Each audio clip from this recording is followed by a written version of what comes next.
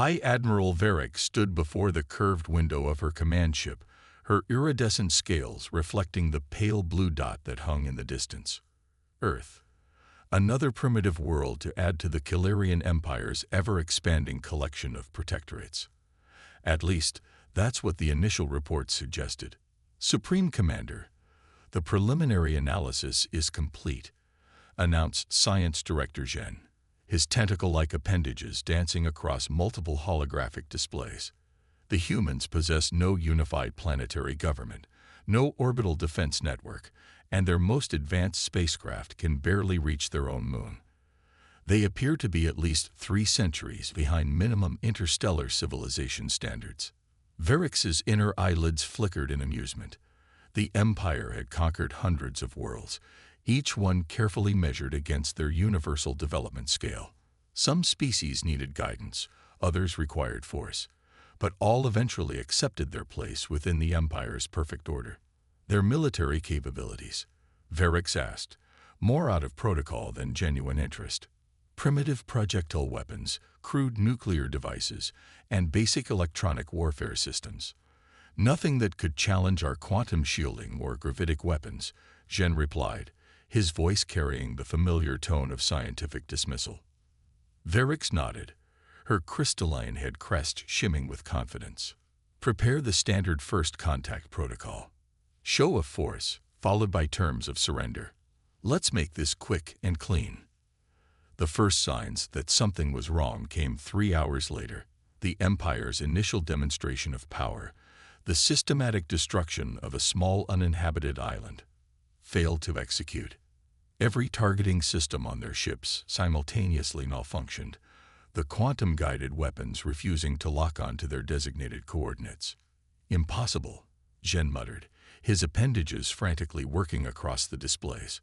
Our systems are being redirected. But there's no sign of advanced technology. No quantum computers, no AI networks. Varric's amusement faded as reports began flooding in. Their communication networks were experiencing unprecedented interference. Scout ships reported their navigation systems were compromised. Most disturbing of all, the humans had made no official response to their arrival. Launch the first wave, Varric commanded, her patience wearing thin. Let's see how they handle actual combat. The initial landing force consisted of 10,000 of the Empire's finest warriors, equipped with personal shield generators and plasma weapons that could vaporize entire buildings. They descended toward a region the humans called Nevada, chosen for its sparse population and open terrain. The attack lasted exactly 6 minutes and 43 seconds. When the dust settled, 8,000 Kilarian soldiers had been neutralized, not by advanced weapons or superior numbers, but by methods so primitive they had never even considered defending against them. Simple electromagnetic pulses had disabled their shield generators. Projectile weapons, fired from positions impossible to detect with their advanced sensors, had found weak points in their armor that no energy weapon had ever targeted. Most shocking of all, human soldiers had emerged from underground bunkers that had been completely invisible to their scans, using tactics that seemed to defy every principle of modern warfare. They didn't maintain formation. They didn't follow predictable patterns. Each small unit appeared to operate independently yet somehow in perfect coordination with the others. High Admiral, Zhen's voice trembled slightly. We're detecting similar military installations all across the planet. They've been preparing for centuries. Varric's outer membrane pulsed with growing concern as she watched the tactical displays. The humans were now systematically dismantling their landing forces using technologies that barely registered on their sensors. Their warriors were being defeated by creatures who hadn't even mastered faster-than-light travel. How? She demanded. How did we miss this? Zhen's appendages had stopped moving entirely, a sign of deep distress among his kind. We were looking for the wrong things, Supreme Commander. They didn't develop technology in the sequence we expected. They didn't build the defenses we know how to detect. Everything about their development is wrong. A new alert flashed across the main display. Human forces had captured one of their disabled dropships and were already stripping it down, analyzing its systems with frightening speed. "Signal the fleet," Varix ordered, her voice heavy with the weight of realization. "Withdraw to safe distance. We need to reassess everything we thought we knew about this species." As her ships pulled back from Earth orbit, Varix understood that the Kilarian Empire had made a fundamental error.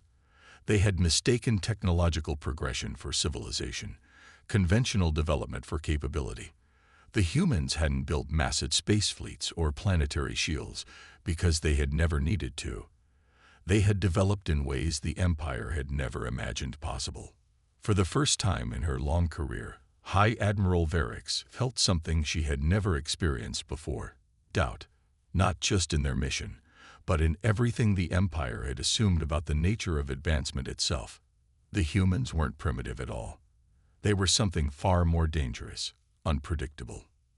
The secure command center, buried deep beneath the Rocky Mountains, hummed with activity as Dr. Sarah Chen studied the holographic display of the retreating Kilarian fleet. Decades of preparation had culminated in this moment, though not quite as anyone had expected. "Their technology is exactly where we predicted it would be," she addressed the assembled military and scientific leaders. "They followed the same development path as 98% of our theoretical models, and that's precisely why our countermeasures worked." General Marcus Rodriguez, his face weathered by years of planning for this very scenario, nodded in agreement. Project Shadowbox proved its worth.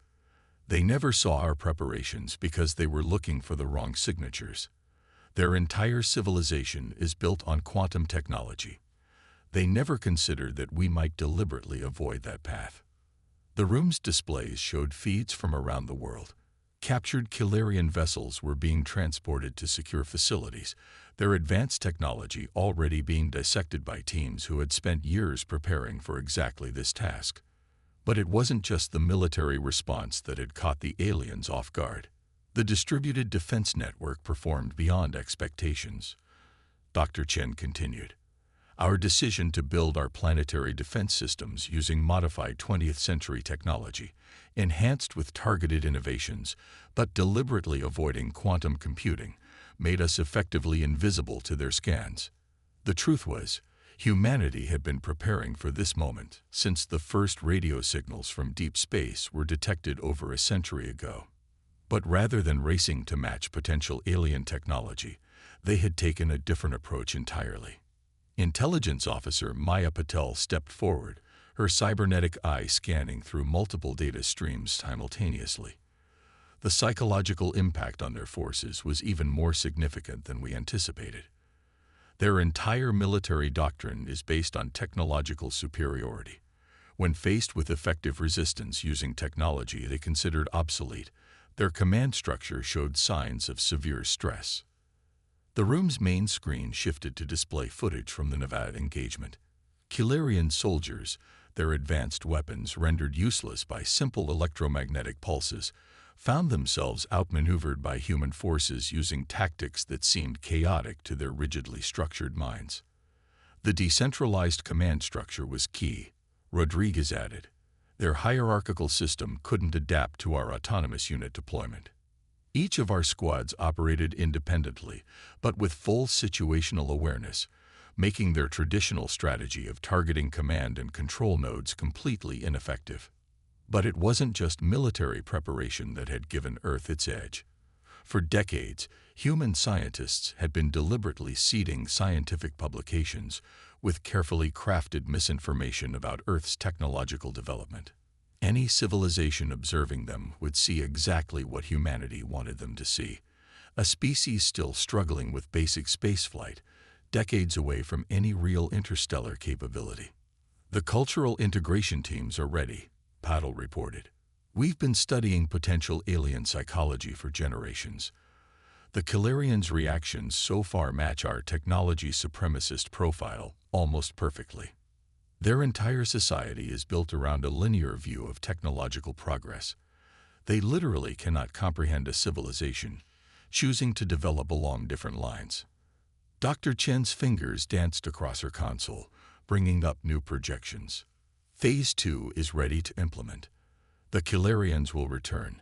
Their cultural profile makes retreat impossible in the long term. But now we can move forward with the real defense strategy. The room's atmosphere tensed with anticipation. Phase 1 had been simply surviving first contact. Phase 2 was about changing the rules of engagement entirely. We've confirmed our theories about their quantum communication networks, Chen continued. They're vulnerable to influence in ways they never considered possible. Our hybrid tech systems can interact with their networks without being detected. We're not just defending anymore. We're about to show them what human innovation really means. General Rodriguez studied the tactical displays, a slight smile crossing his face. Their entire empire is built on the assumption that technological development follows a predictable path. They've never encountered a species that deliberately chose to develop asymmetrically.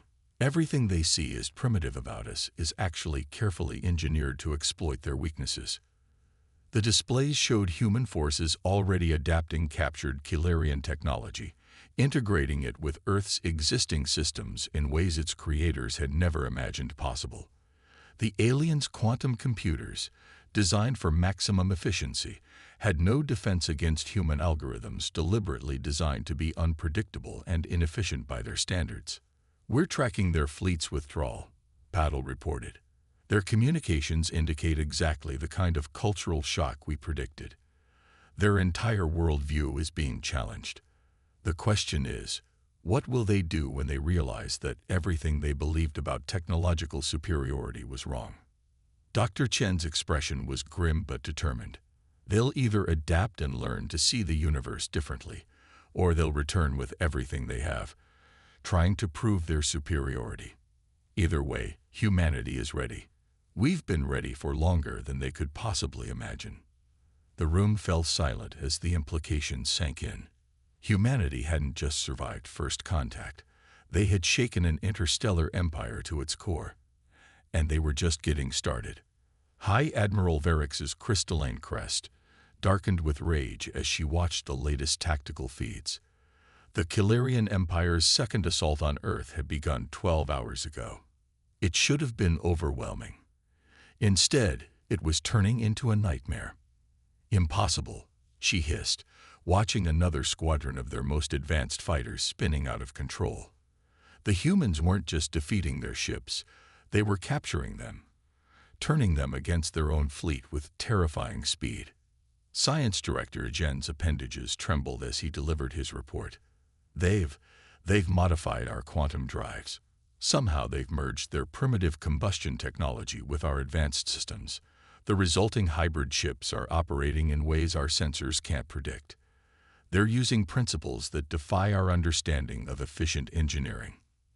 The tactical display told the story. Human ships, cobbled together from captured Kilarian technology and their own outdated systems, were running circles around the Empire's finest vessels. They moved in patterns that made no sense, used energy in ways that should have been wasteful, but somehow proved devastatingly effective. "Show me the Sector 7 engagement," Varix commanded. The display shifted to show a battle near Earth's moon. A single modified human vessel was engaged with 3 Kilarian cruisers.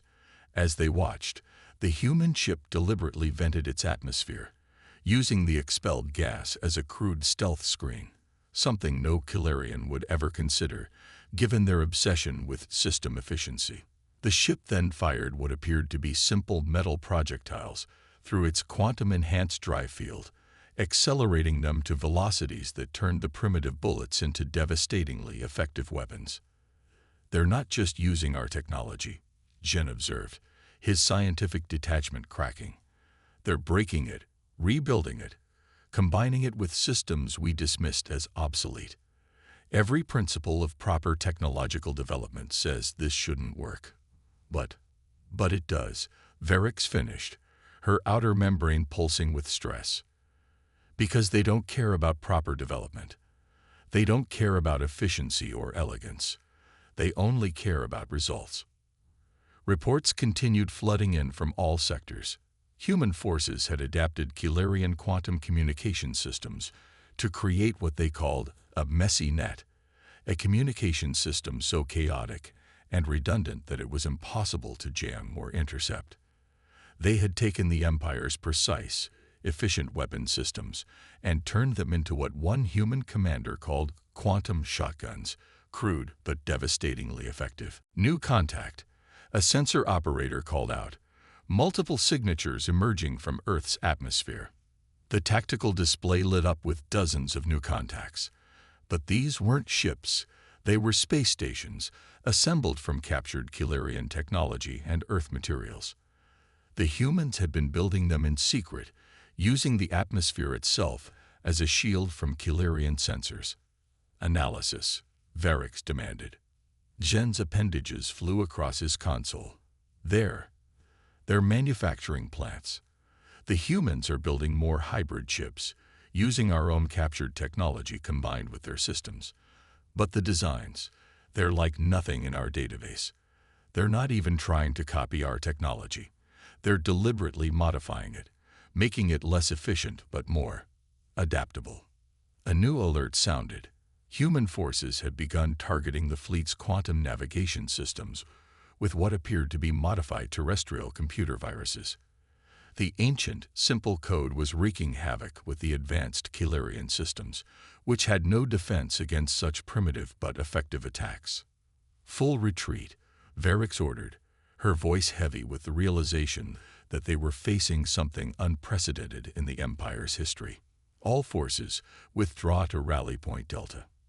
As the Keylarian fleet pulled back for the second time, Varix received a transmission from the Imperial Council. The Empire's leadership was struggling to comprehend what was happening. How could a species that hadn't even achieved stable fusion power be defeating their most advanced forces? They don't think like us, Varix reported to the Council. They don't follow the rules of technological progression. They take our most advanced systems and deliberately make them worse. But in doing so, they make them better. They're not trying to match our technology. They're adapting it to work in ways we never imagined possible. The implications were staggering. The Empire had always assumed that technological progress followed a linear path, that efficiency and advancement went hand in hand. The humans were proving that assumption dangerously wrong. They were showing that sometimes the most effective solution wasn't the most advanced or efficient one. As her fleet limped away from Earth, Varix realized that the Empire wasn't just facing a military defeat. They were facing a complete paradigm shift. The humans weren't beating them with superior technology. They were beating them by changing the very rules of how technology could be used. And somewhere on Earth, in laboratories and workshops across the planet, humans were already taking apart more captured Keylarian technology, finding new ways to break it, rebuild it, and turn it into something the Empire had never dreamed possible. The Imperial Council's emergency session stretched into its third day as the Empire's finest minds struggled to comprehend their repeated failures to subdue Earth. The Grand Chamber, usually a model of order and efficiency, was in chaos. They have no central authority, strategic analyst Mira declared, her crystalline form shifting colors with frustration. No unified command structure. No standardized response protocols. Every human group we encounter operates differently, yet somehow they coordinate perfectly. The assembled council members watched as holographic displays showed dozens of human military engagements. Each one demonstrated a different tactical approach, yet all were devastatingly effective against Keylarian forces. Look at this, Mira continued, highlighting a particular engagement. This human unit deliberately crashed one of our captured ships into an asteroid, creating a debris field that disabled our sensors. Their solution to losing a valuable asset was to use it as a weapon. No Keylarian commander would ever consider such wasteful tactics. High Admiral Varix, newly recalled from the Earth front, stepped forward. It's not just their military tactics. Their entire society defies our understanding. They maintain thousands of distinct cultures, competing economic systems, and contradictory ideologies. Yet somehow this chaos makes them stronger, not weaker. The council chamber's displays shifted to show intercepted human communications. Unlike the efficient, hierarchical networks of the Empire, human information flow resembled a chaotic web, with data moving in seemingly random patterns. They call it diversity, Science Director Zhen added, his tentacles twisting in agitation. They deliberately maintain different approaches to every problem. When we shut down one human system, 3 more with completely different architectures take its place.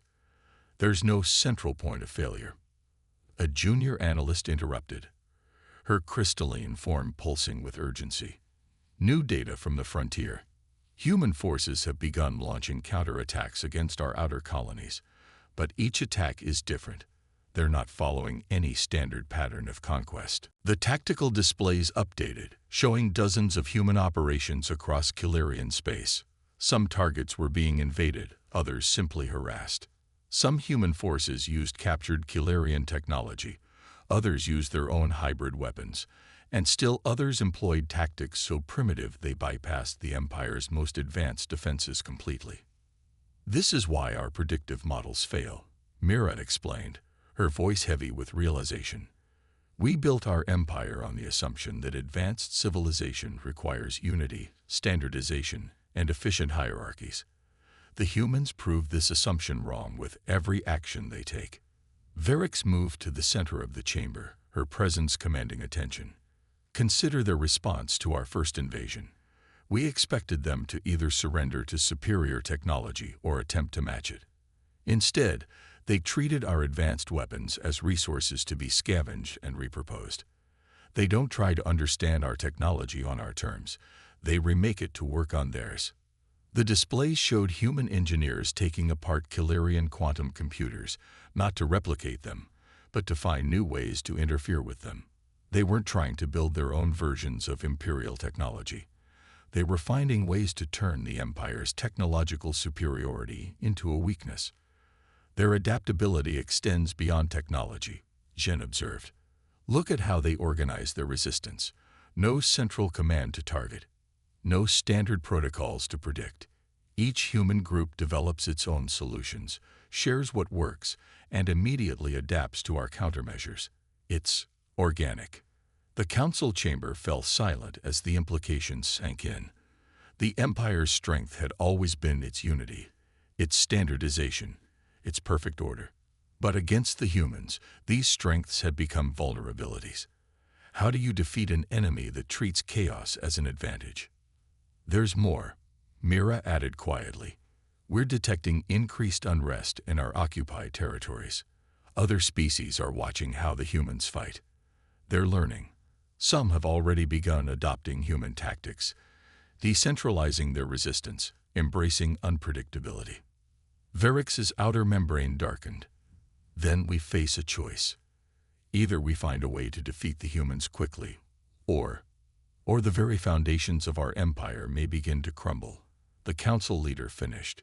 If other species learn from humanity's example, if they begin to see our order and efficiency as weaknesses rather than strengths.